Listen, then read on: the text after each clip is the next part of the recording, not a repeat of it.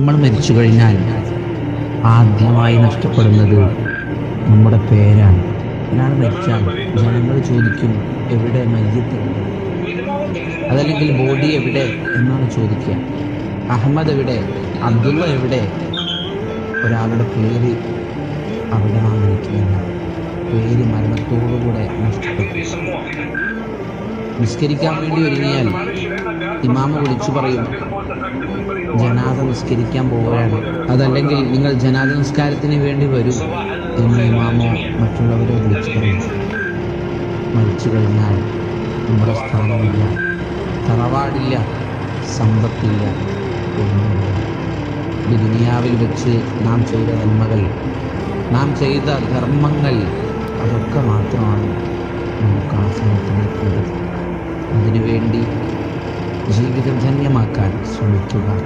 പടച്ച റബ്ബ് തൗഫീഖ് നൽകട്ടെ.